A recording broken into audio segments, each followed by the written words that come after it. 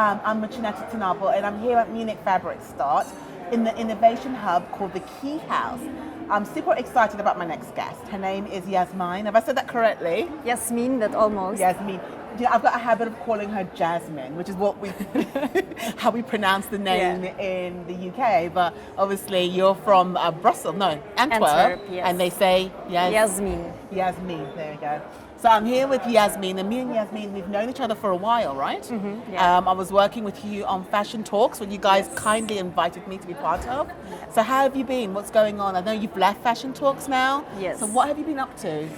Well, I still have a solid passion for sustainability in the fashion industry, and even though I don't work at the Flanders Fashion Institute anymore, I still really dive into the topic, and I still work on the topic a lot. So I broadened my horizons, went back to school, to university, and I got my master's in environmental sciences since we met. Yeah. And afterwards, I started working with a lot of brands and companies, helping them to get their sustainability strategy straight. Mm-hmm. So that's basically what I do now. So I look at brands and what their company DNA is and how we can get a clear and solid strategy on sustainability for the next years. And then we look at actionable targets, what can we actually do, the people in our company, what knowledge do they need, tools do they need, software do they need to actually create change within their companies.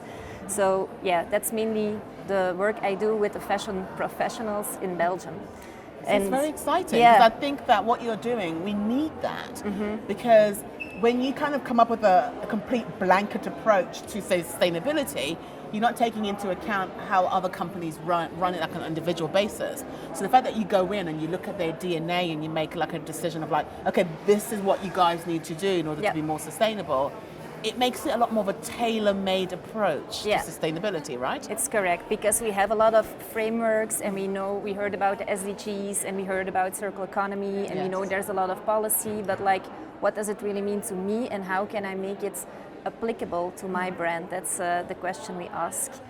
And then of course also how you can translate it to the consumers, because it's not only the fashion industry that needs to change, I think, but also we as shoppers, we're all shoppers, we're all fashion consumers. Indeed. We also have a role to play, and I think we still have a lot of education, it's an ugly word, but inspiration to do, I think, when it comes to that as well. So that's also something I try to work on in the past years. It sounds to me like you're teaching companies and also consumers that it's basically a step-by-step process. Yeah. It's not going to happen overnight. Yeah, that's definitely what I believe, because it's a lot.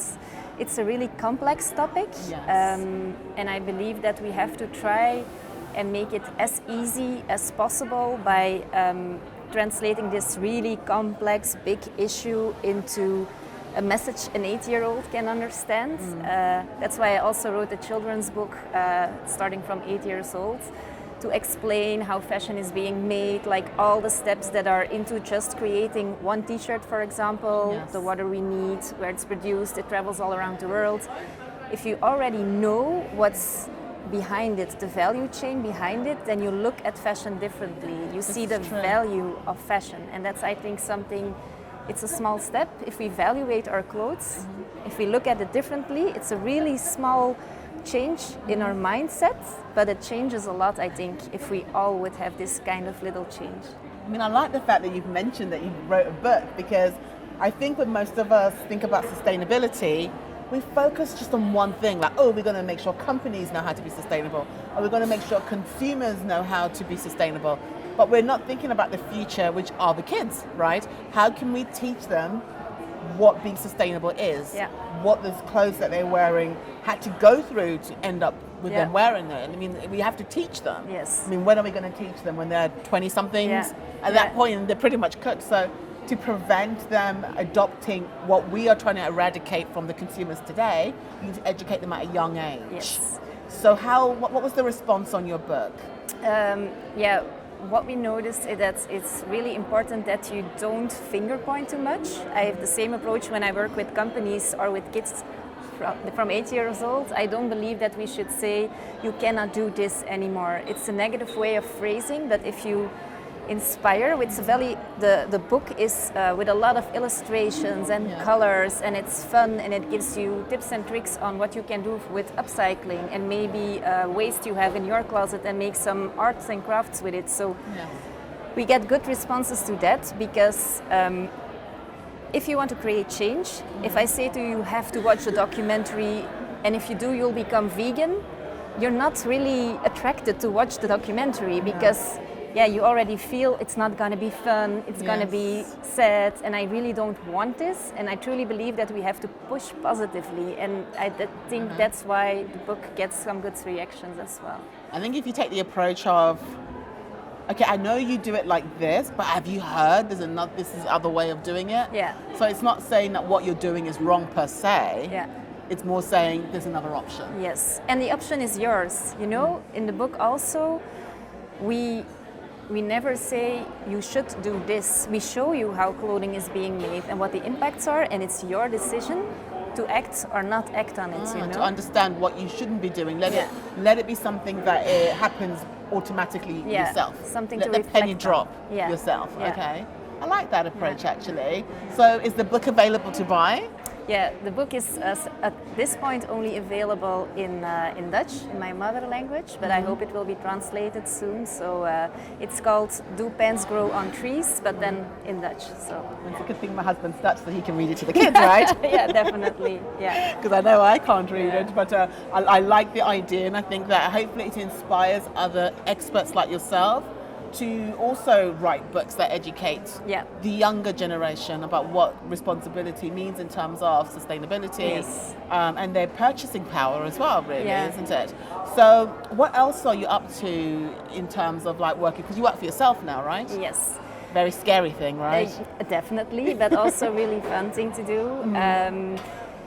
So it's always a bit of a combination working on the more consumer topics and on the professional side. So for example, I also write for Fashion United as a guest editor, where I try to explain, it's a series called Sustainability Explained, where I try to explain topics that are hard to understand, like biodiversity or climate change, and then I translate it into what does it mean for you as a fashion professional. So these are the kind of inspirational things I'm still working on, of course, next to the coaching, the workshops, the webinars, the advising of companies, which is something I really love to do, working with SMEs. Because I see a lot of the really big companies, we have the legislation coming up, and they have these entire teams advising them on, okay, you should be doing due diligence, the CSRD, EPR is coming up in different countries, but the SMEs, they're not there yet. But that doesn't mean they cannot prepare at this moment in time to be ready when it's their turn. Yeah. So, and that's what I really love to do, like for the SMEs, investigate like what's priority now, what can you already do, what are the difficulties at this point, but how can you tackle them already step by step.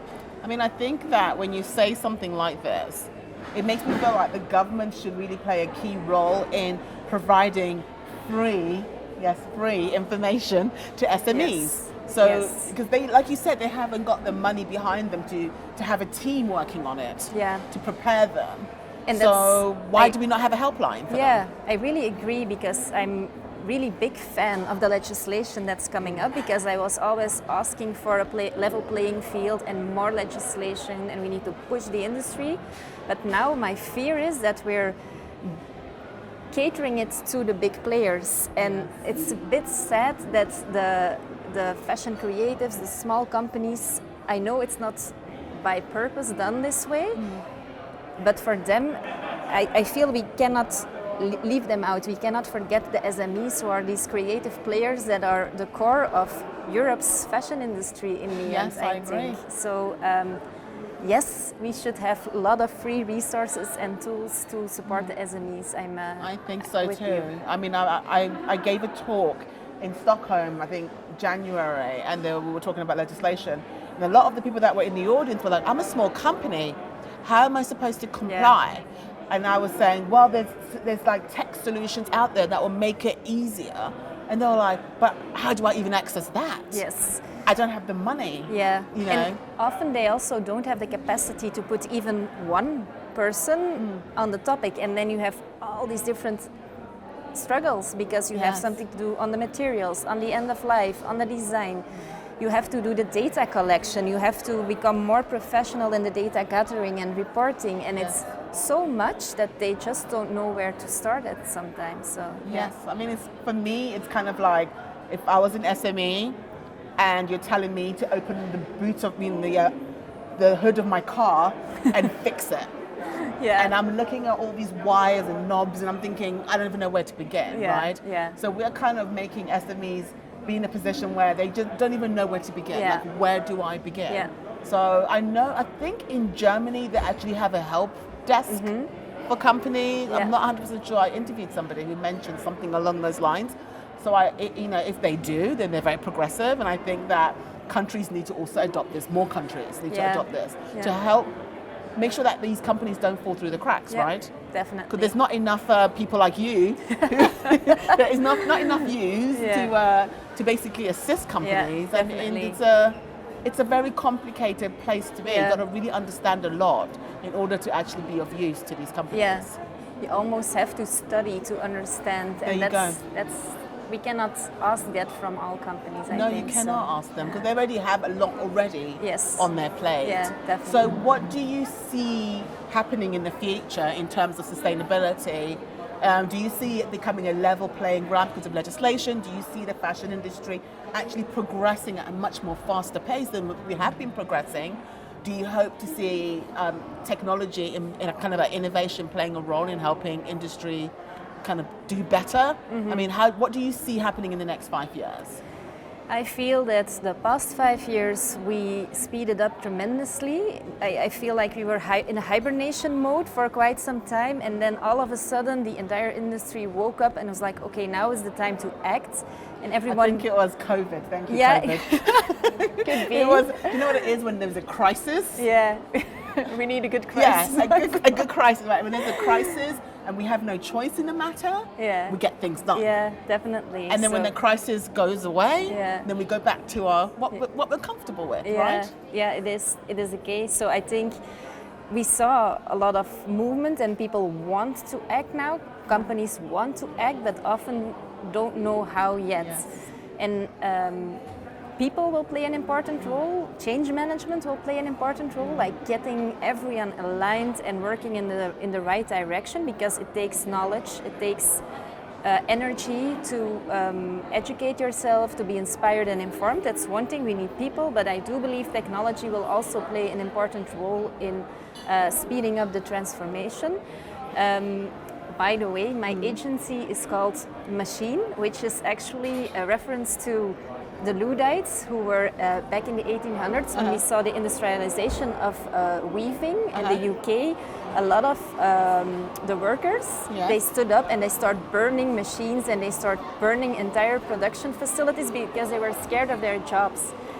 And I believe that we should not, they didn't really actually realize something with the action, but in the end we need to learn how to embrace technology, and we see a lot of things going on. Also now we're scared of AI and we're scared of robotics, but the fashion industry as such is a very low-tech industry up until now, and we have so much improvement to make. And I was watching a talk earlier on here at Key House, and the guy said, like, smart people should do smart jobs.